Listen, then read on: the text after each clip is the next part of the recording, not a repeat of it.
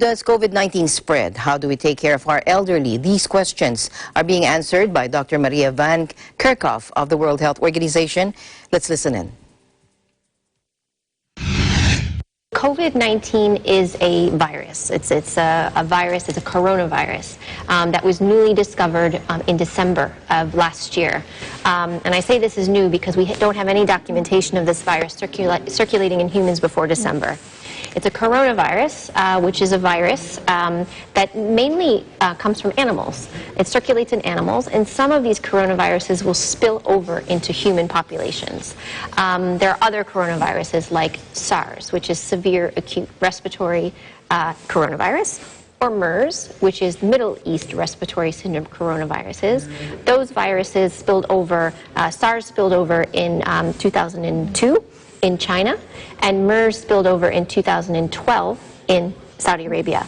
This novel coronavirus, COVID-19, was first identified in China in December in a cluster of people who had pneumonia. So COVID-19 is a virus that causes respiratory disease in the people that it infects. And the way that it spreads is through droplets, which are little tiny droplets of liquid that will come out from your mouth or your nose when you cough or you sneeze or you speak. And the way that it transmits is that if you sneeze, the droplets will move across to another person and can go into your eyes or your nose or your mouth. And so it's important that you keep a distance. You can see, the viewers can see that we're about a meter apart from one another, because when these droplets come out, they only go a certain distance and then they settle down. And the second way that you can get infected is through what we call fomites, which means that these droplets, when they come out of your mouth and they settle onto surfaces. They might settle onto a table or onto a chair, and if you touch that surface that's contaminated and then you touch your eyes or your nose or your mouth, you can get infected with the virus that way. So it's really critical. I hope your next question is going to be, how do you prevent yourself from getting infected? It's really critical that you wash your hands, because even if the virus is on your hands, you can wash your hands with soap and water and it will kill the virus. And if you don't have soap and water, you can use an alcohol-based rub. So the way that staying home helps is twofold. First, we recommend that anyone that's feeling unwell, in general, if you're feeling unwell, stay home. It's a good rule of thumb. Give yourself some time to recover, regardless of if COVID-19 is around or not. Stay home for a few days. That's good. If you're feeling unwell and you have trouble breathing, you have to make sure that you call your doctor right away and you seek health care, because that's one of the signs for COVID-19 where you need medical attention. But what we are doing now here is most of our colleagues and most of the businesses have closed, and so people are working from home. And the reason that's been put in place is to keep people apart. So the one way that you can prevent yourself from getting infected is not being in contact with other people who may have this virus.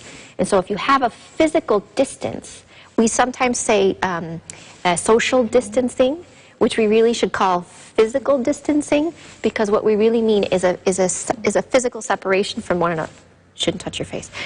A separation from one another, but you can still remain socially connected. TikTok is a great way, as well as other different technology, so that you can still feel connected with other people, but be physically separated from another person. If I could just say, don't touch your face.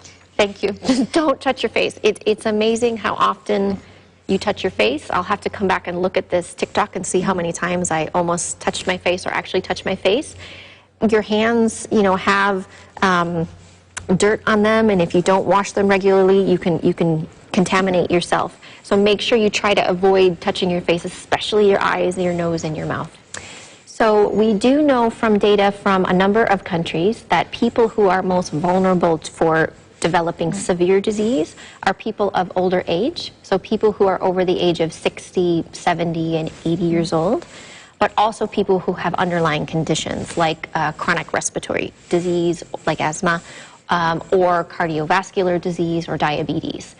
So those individuals who do get infected have a greater chance of developing severe disease. The virus is not in the air. So it's not that you walk outside or you walk into a grocery store and you can get infected. You have to physically either have it on your hands and touch your eyes, or someone has to spread it through those droplets. you can still pet your pets. I mean, pets offer a tremendous comfort to everyone that has a pet, and so yes, you can still hug your pets. Yes, of course. I wanted to say something about this, the social distancing and staying from home. A lot of older people are going to be at home as well. And so it's really important that, especially the younger people, and I understand TikTok may have a younger audience, if you have your grandparents, parents or grandparents that don't use technology well, I can speak for my own parents, teach them how to use the different channels, whether it's Skype or FaceTime or whatever it may be, so that even if you're physically separated from people, you still have an emotional connection. So be patient with your parents and grandparents, I'm talking to myself here, and teach them how to use it. Because this will be with us for some time, and people will need to stay home for some time, and we need to still find ways to remain connected with our family and our friends.